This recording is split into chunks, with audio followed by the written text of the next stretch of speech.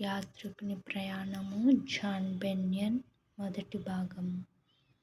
క్రైస్తవుడు ఇదిగో నా చేతిలోనున్న ఈ పుస్తకము చదువుట వలనే వచ్చును. లోకజ్ఞాని అదిగో నాకెట్లు తోచెను.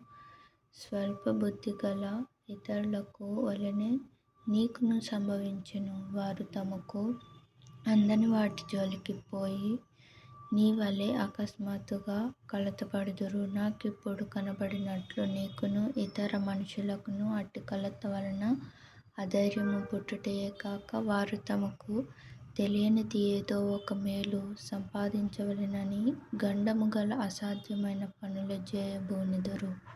క్రైస్తవుడు నాకేమి కావలెనో అది నాకు బాగా తెలియును.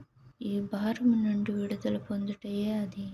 లోకజ్ఞాని మంచిది కాని, ఇన్ని అపాయములు గల ఈ మార్గమందే నెమ్మది వెతకనేలా? నీవు నా మాట వింటే ఈ మార్గమందు నీకు నిశ్చయముగా కలుగు కీడు ఉపద్రవము నీవు తప్పించుకొని, నీకు కావలసిన మేలు నీవు ఎట్లు పొందవచ్చునో అది నీకు బోధించగలను. అంతేకాదు, నీ భారము దించుటకు సాధనము తటస్థమై ఉన్నది. మరి ఒకటి చెప్పగలను, ఆ గండములకు ప్రతిగా చాలా సంరక్షణ, స్నేహము, తృప్తి నీకు దొరుకునని పలికెను. క్రైస్తవుడు అయ్యా, ఆ రహస్యము దయచేసి నాకు వెల్లడిపరచవలసినదిగా ప్రార్థించుచున్నాను. మనుషులు దేవుని వాక్యము చదివి తమ పాపస్థితిని తెలుసుకొని విచారపడుచుండగా, లోకజ్ఞానులైన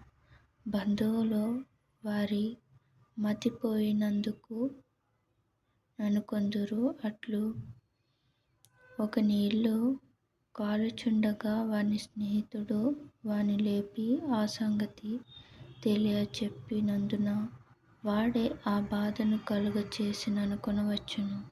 పాపమే ఆత్మనాశనము గనుక మనుష్యులు దాని గూర్చి పశ్చాత్తాపపడుట యుక్తమే.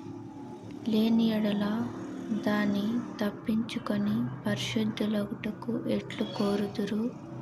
ఆత్మరక్షణ పొందవలెనని కోరిన ఎడల ఎంత శ్రమ వచ్చినను దాని సహించి ధైర్యముగా ఉండవలెను.